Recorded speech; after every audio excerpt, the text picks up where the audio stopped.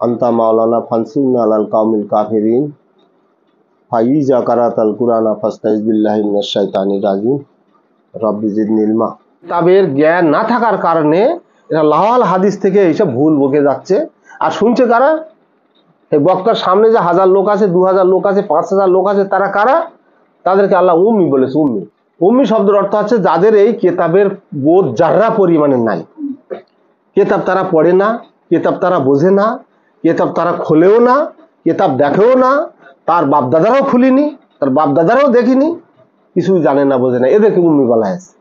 আর রসুলকে বলা আছে এই উম্মিদের মধ্য থেকে তোমাকে নবুয়ত আমি টেনে নিয়েছি। এই উম্মিদের মধ্য থেকে, এই কেতাব না জানাদের মধ্য থেকে আমি তোমাকে বেছে নিয়েছি, অনুগ্রহ করেছি। এরা সত্য জানে না, সত্য প্রতিষ্ঠা করার চেষ্টাও নেই। এরা সালাত সালাত নামাজ নামাজ নামাজ নামাজ করে একবারে বিভ্রান্ত উন্মাদ। এরা নামাজ জান্নাতের চাবিকাঠি, নামাজ না পড়লি তার জান্নাত নাই, তার জন্য সব আমল ইমান সব শেষ, ধ্বংস। আমরা তো বলি উল্টো, আমরা দায়মি সালাতের কথা বলি। ওয়াক্তিয়া সালাত আর দায়মি সালাতের মধ্যে পার্থক্য আছে না? নাই। সার্বক্ষণিক সবসময় যারা আল্লাহর সালাত, আল্লাহর আইন হুকুম বিধিবিধানের উপরে প্রতিষ্ঠিত থাকে, তারা হচ্ছে দায়মি সালাতের মধ্যে আছে। তো এই যে সালাত নামাজ নিয়ে যেসব তোলপাড় চলছে, আজকাল তোলপাড় চলছে, 5 ওয়াক্ত নামাজ 6 ওয়াক্ত নামাজ নিয়ে কত তর্ক বিতর্ক, কত বাহাস বিতর্ক আলেমে চলছে। তো আমরা এর উল্টোটা বলি। আমরা সালাত অর্থ নামাজ ধরি না, নামাজকে আমরা বুঝি না, নামাজের তাৎপর্য এবং গুরুত্ব আমাদের বোঝার দরকারও নেই। আল্লাহ কেতাবে 80 জায়গায় 90 জায়গায় সালাতের কথা বলেছেন। কেউ বলছে 82 জায়গায়, কেউ বলছে 85 জায়গায়, যাক 80-90 জায়গায় সালাতের কথা বলেছেন। সালাতিহিম দায়ুনির কথাও বলেছেন। সার্বক্ষণিক তোমরা যারা সালাতের উপরে প্রতিষ্ঠিত থাকে, সদা প্রতিষ্ঠিত, সার্বক্ষণিক, এ কথা বহুবার আলোচনা হয়েছে। এই নামাজের মধ্যে কি কল্যাণ আছে? আমিও এক সময় নামাজি ছিলাম। এই নামাজের মধ্যে কি কল্যাণ আছে তা আমি জানি না, বুঝি না, বুঝতেও পারিনি। কিন্তু আমি দেখেছি সালাতের মধ্যে কল্যাণ আছে।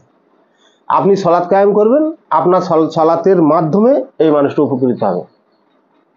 আপনার সালাতের মাধ্যমে আপনার পিতা উপকৃত হবে, আপনার মাতা উপকৃত হবে, আপনার সালাতের মাধ্যমে আপনার ভাই বোন উপকৃত হবে, আপনার সালাতের মাধ্যমে আপনার প্রতিবেশী উপকৃত হবে, আপনার সালাতের মাধ্যমে আপনার গ্রামবাসী উপকৃত হবে।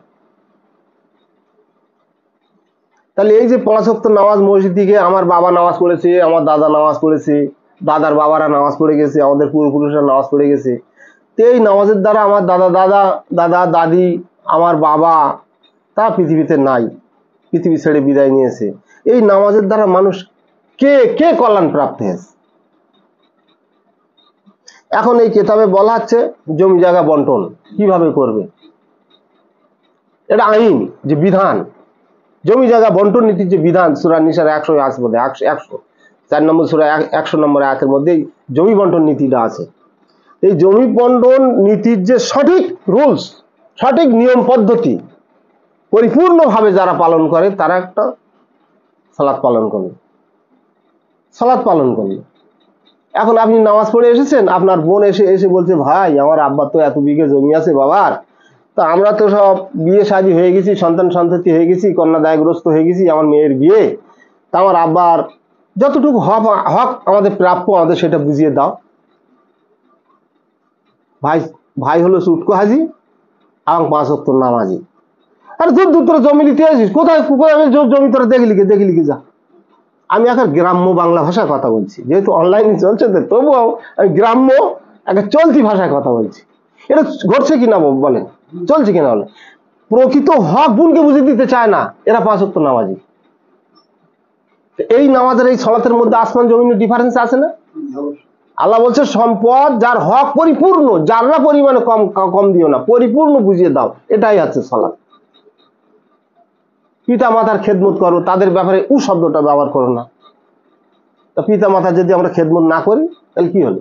পিতা মাতাকে যদি কষ্ট দেই, পেট ভরে না খেতে দিই, পিতা মাতার প্রতি যে আমাদের দায়িত্ব, সেই দায়িত্ব যদি আমরা পালন না করি, তাহলে কি আমরা সালাতটাকে প্রতিষ্ঠা করলাম না সালাত ধ্বংস করলাম? তা আপনি এই নামাজ পড়ছেন, একটা সলাত আদায় করছেন, সলাত মানে নামাজ, ওই নামাজ পড়ে বাপের খেদমত করছেন না, তো বাপ উপকৃত হচ্ছে না ক্ষতিগ্রস্ত হচ্ছে? বাপ সঠিক সময় খেতে পাচ্ছে না, সঠিক সময় তাকে গোসল করানো হচ্ছে না, তাকে পাকসাপ করা, পরিষ্কার পরিচ্ছন্ন করানো হচ্ছে না, তাহলে এই যে নামাজ পড়ে এসে আপনার পিতার কল্যাণ কি? আর আল্লাহ বলছে যে সলাৎ করো, দায়মি সলাৎ। তা আপনি যদি আপনার পিতা মাতাকে কোরআন অনুযায়ী, কোরআনের বিধান অনুযায়ী যদি খেদমত করেন, তাহলে আপনার পিতা কষ্ট পাবে? খাওয়ার কষ্ট পাবে? আপনার অপরিচ্ছন্ন অবস্থায় থাকবে? তাহলে এই সলাৎটা আপনি যখনই পালন করছেন, হ্যাঁ নিশ্চয়ই সৎকর্ম অসৎকর্মকে মিটিয়ে দেয়। এই তো সৎকর্ম। এই সৎকর্মের মধ্যে যদি থাকেন, আর যদি না করতেন ওটা কিন্তু অসৎকর্ম। বাপ মার প্রতি যদি আপনি অবহেলা করতেন ওটা কিন্তু অসৎকর্ম। আর যখনই পিতা মাতা খেদমতে আপনি সঠিকভাবে খেদমত করছেন, আল্লাহর বিধান অনুযায়ী, আল্লাহর হুকুম অনুযায়ী, আল্লাহর ভয়ে করছেন, সলাৎ আদায় করছেন, তাহলে সে আপনার সলাতে আপনার পিতা মাতা উপকৃত হলো। আপনার বোনের যদি সঠিক বুঝটা আপনি দিয়ে দেন, তার হক প্রাপ্যটা বুঝিয়ে দেন, তাহলে সেই সলাতের দ্বারা আপনার বোন উপকৃত হলো, আপনার পিতা মাতা উপকৃত হলো কি না? তা আপনি জীবন ভোর নামাজ পড়তেছেন আর চিটিংবাজি জালিয়াতি করে বেড়াচ্ছেন, আর মানুষের ক্ষতি করে বেড়াচ্ছেন, আর হক বুঝে দিচ্ছেন না, তা আপনার ওই নামাজে কি কল্যাণ আছে? আমি আল্লাহর কসম করে বলছি, এই কোরআন হাতে, আমি ওই নামাজে কোনো কল্যাণ আছে বলে আমি বিশ্বাস করি না। আল্লাহ যে সলাতের কথা বলেছে, এই সলাৎ যারা জীবনে প্রতিষ্ঠা করেছে, এই সলাতের মধ্যে কল্যাণ আছে, এটা আমি 100% বিশ্বাস করি। আর আমি 100% অবিশ্বাস করি ওইসব নামাজে, এইসব সলাতে, যারা সলাৎকে নামাজ বানিয়েছে, ওর ভিতরে কোনো কল্যাণ নাই। ওর দ্বারা কোনো মানুষ উপকৃত হয় না। আপনি দেখেন, আপনি নামাজ পড়তে যাচ্ছেন, আপনি ধনকুবের বিত্তশালী মানুষ, দুপুরবেলা খেয়ে দিয়ে পেটটা তাজা করে দাঁত খেলাল করতে করতে মসজিদে যাচ্ছেন। 5 দিন ধরে 7 দিন ধরে প্রবল বর্ষণ চলছে। পাশে যারা রিক্সা চালায়, দুস্থ অসহায় পরিবার, যারা জোন খেটে খায়, কাজ করতে পারে না, বাড়ির বাচ্চারা ক্রন্দন করছে, ক্ষুধার কষ্টে ক্রন্দন করছে, আর আপনি ঢেকু তুলতে যাচ্ছেন মুরগির গোস্ত খেয়ে, দাঁত খেলাল করতে করতে কানে আওয়াজটা আসছে আপনার কানে, যে বাড়িতে কান্নাকাটি হচ্ছে। আপনি গেছেন একবার খোঁজ নিয়ে দেখেছেন যে বাড়িতে কেন কান্নাকাটি করছে বাচ্চারা? তদন্ত নেন, যান, তাদের কি সমস্যা দেখেন। যদি দেখেন যে আজ 2 দিন ধরে এই বাড়িতে হাঁড়ি জ্বলে না, উপোস আছে, তাদের পর্যাপ্ত পরিমাণ পরিকাঠামো নাই, বাচ্চা কাচ্চারা ক্রন্দন করছে, ক্ষুধার্ত, আরে ওসব মসজিদে যা বাদ দেয়, আগে যান, বাড়ি থেকে গিয়ে 5 কেজি চাল এনে দেন, 50 টাকা দেন, চাল ডাল আলু নুন দেন, এই সালাদটা কায়েম করেন, এর মধ্যে কল্যাণ রয়েছে। আল্লাহ বলেছে তো কল্যাণ প্রাপ্ত, বলেনি? আপনি জান্নাতে যাবেন কোথায়? এই নামাজ পড়ে। এই কিতাব রয়েছে আমার হাতে, কোনো নামাজি নামাজ পড়ে, মসজিদে নামাজ পড়ে কপালে ঘা করে, আমি অনলাইনে বলছি, কপালে ঘা করে যদি সে মরে, তো জাহান্নামে যাবে, জান্নাতে যেতে পারবে না। সে জাহান্নামে হবে, কিন্তু সে জান্নাতে যেতে পারবে না, তার যদি সৎকর্ম না থাকে। চিটিংবাজি করবে, মিথ্যে কথা বলবে, হক ফাঁকি দেবে, হালাল খাবে না, হারাম খাবে, জুলুম করবে, অত্যাচার করবে, পিতামাতার খেদমত করবে না, প্রতিবেশীর সঙ্গে ভালো ব্যবহার করবে না, প্রতিবেশীর হক আদায় দেবে না, কোনো সমাজ কল্যাণমূলক কাজের সঙ্গে তুমি প্রতিযোগিতা করবে না, কোনো ভালো কাজের প্রতিযোগিতা করবে না, জানমাল যা আল্লাহ দেশে সহায় সম্পত্তি সব গাঁঠি তল্পি বুঝে রেখে দেবে, ব্যাংক ব্যালেন্স করে রেখে দেবে, অসহায় দুস্থদের দেবেন না, নামাজ পড়ে ঘা করে 14 হাত দাঁড়িয়ে রেখে জান্নাতে যাবে। পাগলের দল, তোদের এই পাগল সারবে কবে? পাগলের ট্রিটমেন্ট কর, তোরা পাগলের চিকিৎসা কর, না পাগলা ঘরে ভর্তি হ। ওই নামাজে কোনো কল্যাণ নাই, আমি কোরআন শপথ করে বলেছি। অনলাইনে চলছে, পৃথিবীর কোনায় কোনায় যাচ্ছে আমার বার্তা। সলাৎ হচ্ছে কেতাবের মধ্যে যে সলাৎ আল্লাহ বলেছে, সেই সলাৎ কি এরা বোঝে না? এরা কি কেতাব পড়ে না? কিছু আলে মুফতি হুজুর দরবেশ ঘুরে বেড়াচ্ছে, এরা সালাত বোঝে না? এরা সেই আল্লাহর নাজিলকৃত কেতাব বাদ দিয়ে প্রত্যাখ্যান করে মনুষ্য রচিত জমিনী ইতিহাস গ্রন্থ, যা আল্লাহর নাজিলকৃত নয়, কোনো নবী রসুলদের মানে আদেশকৃত কেতাব নয়, মান্যকারী কেতাব নয়, সেই সব কেতাব থেকে তারা পৃথিবীতে বয়ান বিধান দিয়ে যাচ্ছে। আর আল্লাহ বলছে, যারা আমার কেতাব থেকে বিধান দেয় না, ফয়সাল্লা করে না, বিচার করে না, তারাই হচ্ছে কাফের, জালিম, ফাসিক। এই তো সমাজের অবস্থা। আর এরাই, এই নামাজিদের যারা নেতা, এই নামাজিদের যারা মোল্লা, তারা ইসলামের ঝান্ডা হাতে করে রেখেছে। আর আমরা এই কোরআনের কথা, সত্য কথা, এই দাড়ি চাঁচা, মাথায় টুপি নাই, এরা বলে এদের কথা শোনা যায়, এদের মধ্যে নবী সুন্নত নাই, এদের কোনো আখলাক চরিত্র নাই। এরা কোরআনের কথা বললে মানতে হবে, এদের কথা সত্য বললে আমাদের গণ্য করতে হবে। আর এইসব বার্তা যখন হুজুরদের কানে যাচ্ছে না, আর এইসব সাধারণ মানুষ যখন জানতে চাচ্ছে, প্রশ্ন করছে হুজুরদের কাছে যে হুজুর এইসব বলতেছে, সব মোবাইলই ইউটিউবে এইসব বলছে, আর তোদের বাদ দাও, সব কাফেরদের কথা শোনো, কাফেরদের ওয়াজ শোনো তোমরা, কাফের। আর ওই যে বললাম উম্মি, ওদের তো কোনো বোধ নাই, ওদের তো কেতাবের কোনো বোধ নাই। আল্লাহ বলছে এই কেতাব তোমাদের জন্য ফরজ করা হয়েছে, ইন্নাল্লাযী ফারাদা আলাইকাল কুরআন, এই কোরআন তোমাদের জন্য ফরজ করা হয়েছে, অবশ্য পালনীয় করা হয়েছে। তার মানে কোরআন ফরজ করা হয়েছে মানে কোরআন কি কাঁধে করে নিয়ে আপনি ঘুরবেন? কোরআন আল্লাহ ফরজ করে বলে কাঁধে করে নিয়ে ঘুরবেন? তা তো আল্লাহ বলেনি। কেতাবের আইন হুকুম বিধিবিধান যা কিছু আছে এইগুলো কি ফারিদা ফরজ করা হয়েছে, অবশ্য পালনীয়। কেতাবের মধ্যে যা আছে, এই কেতাবের মধ্যে যত আইন হুকুম বিধি বিধান আছে, যে ব্যক্তি যারা এই আইন হুকুম বিধি বিধানের মধ্যে আবদ্ধ, মানে বদ্ধকর পালনে, আল্লাহর আইন হুকুম বিধি বিধান যারা নিজের জীবনে পালন করে, সমাজ জীবনে প্রতিষ্ঠা করার চেষ্টা করে, নিজ জীবনে প্রতিষ্ঠা করে, এরাই হচ্ছে সালাত আদায়কারী, এরাই পরিপূর্ণ সালাতের মধ্যে আছে। আর যারা পরিপূর্ণ সালাতের মধ্যে আছে তারা আল্লাহর ইবাদতকারী, ইবাদত বন্দেগীর মধ্যে আছে, তারাই রুকুকারী, তারাই সেজদাকারী, তারাই মুমিন মুত্তাকি। এই কথা তো বহুবার আলোচনা হয়েছে, এই গত সপ্তাহে এই কথাও আলোচনা হয়েছে। এদের জন্য জান্নাত। কোথায় আপনি ওইসব লক্ষ লক্ষ কোটি কোটি টাকা মসজিদ দান করছেন আর মসজিদ বানাচ্ছেন, আর সেখানে গিয়ে কি করছেন? আল্লাহর বিধানের বাইরে আইন প্রতিষ্ঠা করছেন, আর বলছে যে নামাজ পড়লি নামাজিরাই জান্নাতে যাবে, নামাজ পড়লি জান্নাতে যাবে, নামাজ পড়লি এত সওয়াব অত সওয়াব। তো যাই হোক, এখন যিনি ইমাম সাহেব নামাজ পড়াচ্ছেন, 5 ওয়াক্ত নামাজ পড়াচ্ছেন, তা 5 ওয়াক্ত যদি প্রতি ওয়াক্তে যদি আপনার 200 টাকা কি 300 টাকা রোজের দাম হয়, তা সে মাস ভোর যত ওয়াক্ত নামাজ পড়াচ্ছে তত ওয়াক্ত টাকা তো নিয়ে নিচ্ছে। এখন যদি কিছু সওয়াব নেই, কি হয়? পিছনে যারা আছে, ইমামের পিছনে যারা আছে, তারা আল্লাহর ভয়ে ওই নামাজ কবর ঢুকতেছে, তো তারা ধারণা করছে আমরা কিছু পাবো, এর বিনিময়ে কিছু পাবো, কিন্তু শূন্য ধারণা করছে পাবো, কিন্তু ইমাম কি পাবে? ওদের তো যা কিছু হবে, পুঁটি মাছ হোক আর চিংড়ি মাছ হোক আর ধেনে মাছ হোক আর কিছু ধরুন হবে, ইমামের কি হবে? ইমাম যে সামনে রয়েছে ওর কি হবে? ও তো বিনিময় নিয়ে নিচ্ছে দুনিয়া থেকে, যা কিছু করছে, মানে 1 মাস ধরে যে মানুষের নামাজ পড়াচ্ছে ওর বিনিময় তো মাস গেলিতে নিয়ে নিচ্ছে, তাহলে ওর তো পকেট শূন্য, ওর তো ভাঁড় শূন্য। ওই শূন্য ভাঁড়লে যাবে, আর এরা মনে করবে বস্তা নামাজ পড়ে পড়ে বস্তা ভর্তি করে নিয়ে যাচ্ছি, সেখানে যাবে, দেখা যাবে ইমাম সাহেব তো শূন্য, এরাও শূন্য, এদের ভাঁড়েও কিছু নাই, বস্তা খুলে কিছু পাবে না। কিন্তু আল্লাহ সালাত তো বুঝিনি ওরা, আর ওদের যারা নেতা ওরাও তো সালাত বোঝায়নি, ওদের যারা নেতৃত্ব দিচ্ছে তারাও তো সালাত বোঝায়নি। কেন বোঝায়নি? এখন ইমাম সাহেব যদি সালাত বোঝায়, কোরআনের সালাত যদি বুঝিয়ে দেয়, তো এই মেম্বাররা দাঁড়ানো হবে না, ও তো নামাজই নাই, তামাম কেতাবের মধ্যে কোথাও তো এই নামাজ নাই। তাহলে এই নামাজ যদি না থাকে তো ইমাম সাহেবের কি দরকার মসজিদে? ও মসজিদেরও দরকার নেই, আর মসজিদে এত কোটি কোটি টাকা খরচ করারও দরকার নেই, যেহেতু নামাজ নাই, তা কি হবে? আল্লাহ সালাত বলেছে, তো সালাতে চলো, আমরা সব কেতাব খুলে আল্লাহ সালাতটা কোথায় আছে খুঁজে বের করি। আমি গত ভাষণে বলেছিলাম, এই যত পৃথিবীতে মসজিদ আছে, প্রত্যেকটা মসজিদ এখন বর্তমান যারা ইমামতি করছে প্রচলিত মসজিদ, এটা মসজিদ আল্লাহর মসজিদ বলে আমি মানি না, আমি বিশ্বাস করি না। এইসব দুনিয়াবি যেসব মসজিদ আছে এরা আল্লাহর মসজিদ বলে আমি বিশ্বাস করি না। কারণ এখানে অনেক কিছু হয়, কোরআন বিরোধী কার্যকলাপ হয়, কোরআনের বিপক্ষে অনেক ফতোয়া মাসলা চলে, তা আমি সেটা বিষয়ে যাচ্ছি না। এখন এই তো দীর্ঘদিন ধরে চলে আসছে, এখন প্রত্যেক দিন যদি ইমাম সাহেব প্রত্যেকটা ওয়াক্ত করে রেখে যারা, ওই ওয়াক্ত কেতাবে নাই, ওরা যে ওয়াক্ত তৈরি করেছে এই ওয়াক্ত আল্লাহর কেতাবে নাই, তা ধরে নিচ্ছে ওদের প্রচলিত ওয়াক্ত, সেই ওয়াক্তে যতক্ষণ তারা থাকে, 1 ঘন্টা কি 8 ঘন্টা মসজিদ থাকে, ওই ইমাম সাহেব যদি এই আল্লাহর কিতাব অধ্যয়ন করে করে করে করে শোনাতো না, আজকের পৃথিবীর আমূল পরিবর্তন হয়ে যেত।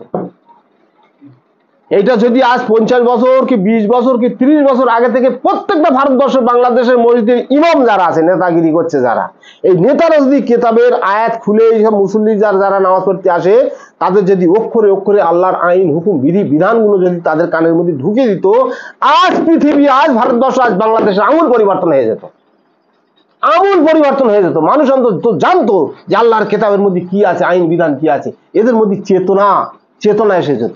একটা কথায় বলে না যে শিক্ষা আনে চেতনা, চেতনা আনে বিপ্লব, যার মধ্যে শিক্ষা নাই তার মধ্যে বিপ্লব নাই, তার মধ্যে চেতনা নাই, আর যার মধ্যে চেতনা নাই তার মধ্যে বিপ্লব নাই।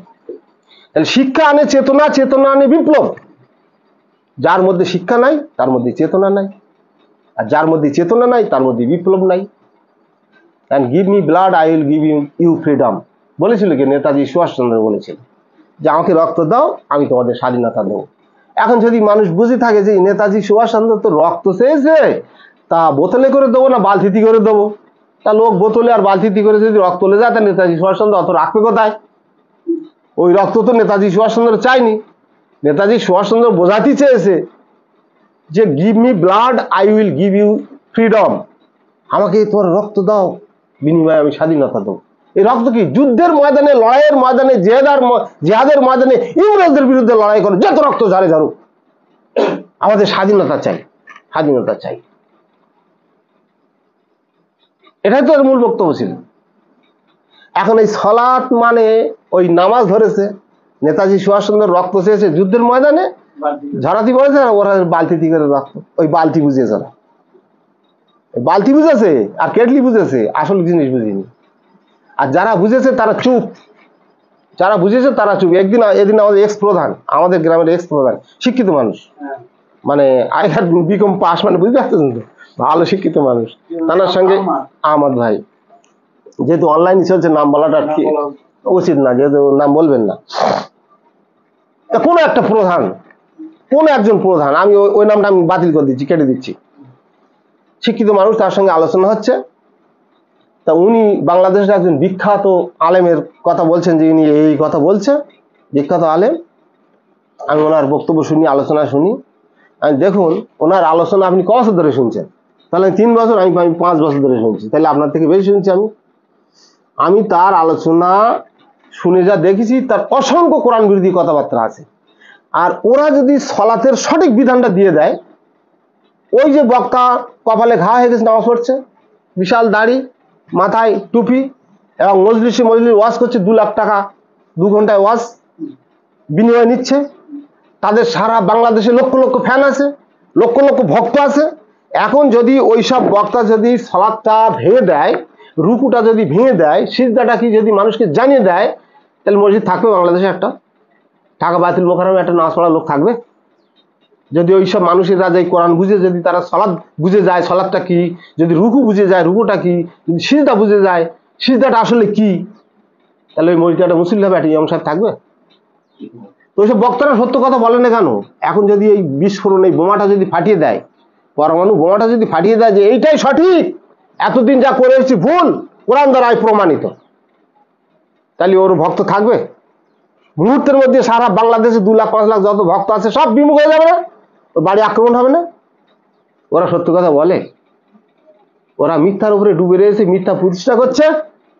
বড় বড় ডিগ্রি প্রফেসর, ইউনিভার্সিটি প্রফেসর। এখন যদি সত্য বললে ওদের আক্রমণ হবে, ভিটে বাড়ি থাকবে না। এই তো বাংলাদেশে এক কোরআনিক ভাইয়ের মানে এই দুস্থ অসহায় মানুষের জন্য গরুর করেছিল, কি বলে ওরে, গরুর খাটাল, 70-80টা গরু কিনে, দুধ গরু কিনে ওই চাষ আরম্ভ করেছিল, যাতে ওর একটা অংশ, লভ্যাংশ গরিব এতিম অসহায়দের জন্য দেয় আল্লাহর রাস্তায়। তারা কোরআনিক ভাই, কোরআন দিয়ে কথা বলতো, কোরআনের আইন হুকুম বিধি বিধান তারা মান্যতা করতো। তো এই সব সত্য কথা বলার কারণে হয়েছে কি, তারকে পাকড়াও করে, তার মারধর করে, তার উপরে জুলুম অত্যাচার করে, তাকে, সে চাকরিজীবী অফিসার, তাকে বন্ডে সই করে নিয়ে আসে, তোর চাকরি আজ থেকে 30 যায়নি, তোর চাকরি ক্যান্সেল, চাকরি শেষ। তার জুলুম অত্যাচার করে, এবং সেই যত গরু ছিল সেই গোয়ালে সব লুট করে নিয়ে চলে গেছে। চিন্তা করতে পারেন, লোন নিয়ে, তারপর বিভিন্ন কোরআনিক ভাইদের কাছে সাহায্য নিয়ে, টাকা পয়সা একত্রে একটা মানে একটা প্রতিষ্ঠান গড়েছিল। উপলক্ষ কি ছিল? আশপাশে অসহায় দুস্থ পরিবার, ছেলেপিলে যারা আছে তাদের কাজের সুযোগ, পাশাপাশি আর্থিক সাহায্য, একটা কল্যাণের রাস্তা খুলেছিল। কিন্তু এই অত্যাচারী, এই উম্মি, এই মূর্খের দল, এদেরকে উস্কানি দিয়েছে কারা? ওইসব ইউনিভার্সিটি প্রফেসররা উস্কানি দিয়ে, এদের মাথা গরম করে দিয়ে একদম দিনের বেলা একটা লুট তরা হয়ে গেছে, ভেঙে চুরে অগ্নিসংযোগ করে 70-80টা গরু লুট করে নিয়ে চলে গেছে সব।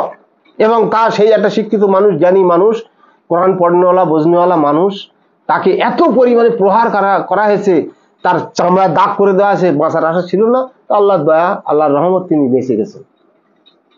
চিন্তা করতে পারেন কোরআনের সত্য প্রকাশ করতে গেলে কি অবস্থা। এখন আমি এসে কোরআনের সত্য প্রকাশ করে যাব, এটা যখন অনলাইনের মাধ্যমে বিভিন্ন জায়গায় আমার প্রচার হবে, শুনবে, জানবে, ওরা তো আছে একটা মতদর্শের মধ্যে, ওরা তো ভেজাল ঘি খেয়ে খেয়ে অভ্যস্ত। এখন টাটকা আসল ঘি যদি তাদের জিভি পড়ে, আর যদি বোঝা না এইটাই আসল ঘি, ওসব নকল ঘি, তাহলে এতদিন আমার বাপ দাদা চাচারা খেয়েছে এটা নকল ঘি, আর তুমি যেটা আসল ঘি, জিভ কেটে তো লেচ্ছ তো। তাই বাড়িতে গিয়ে প্রকাশ্যে ছুরি মেরে হত্যা করেছে যারা কোরআন প্রচার করেছে, প্রমাণ আছে, বহু প্রমাণ আছে। বাড়িতে গিয়েছে, সালাম কালাম করে মেহমান হিসেবে গেছে, চা পানি আপ্যায়ন করা হয়েছে, পিছন দিয়ে ছুরি মেরে দিয়ে সেখানে ডেড, স্পট ডেড ঘটছে। নবী রসুলদের ইতিহাস কত আলোচনা করা হয়েছে, কোন নবী রসুলকে সম্মান করা হয়েছে বলেন তো দেখি। আল্লাহ সম্মান করেছে, সেই সম্মানে সম্মানিত। ইব্রাহিম আলাইহিসসালামকে বিশ্ব নেতা বানিয়েছেন আল্লাহ, তার নাকি বিশ্বের ইমাম করা হয়েছে, ডিগ্রি কার আল্লাহ। কিন্তু সেই ইব্রাহিম আলাইহিসসালামের কওমরা কি করেছিল, যাকে আল্লাহ বিশ্বের উপরে মর্যাদা দান করেছে, বিশ্বের নেতা বানিয়ে দিয়েছে, সেই ইব্রাহিমকে আগুনে ফেলে দিয়েছে পুড়িয়ে মারার জন্য। উদ্ধার করেছিল কে? তাহলে নবী রসুলদেরকে ছাড়ছে না। আদম সালাম নবী আদমের উপরে নির্যাতন অত্যাচারের কথা খুব একটা কোরআনে আমরা পাইনি, কিন্তু নূহ নবীর থেকে একেবারে খাতামান নবী পর্যন্ত প্রত্যেকটা নবী অত্যাচারিত, প্রত্যেকটা নবীর উপরে জুলুম হয়েছে, এবং তারা জনপদে গিয়েছে, আল্লাহর কিতাব নিয়ে গিয়েছে, সত্য নিয়ে গিয়েছে। আর তারা কি করেছে?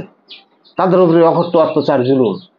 সেই জুলুম, এই জুলুম কিয়ামত পর্যন্ত থাকবে। যারা কোরআন প্রচার করবে, আল্লাহর কিতাব নিয়ে যাবে, যারা সালাত প্রতিষ্ঠার জন্য সচেষ্ট থাকবে, তাদের সালাত নষ্ট করার জন্য একদল হাজার লোক আপনার পিছনে লেগে যাবে, হাজারো লোক পিছনে লেগে যাবে।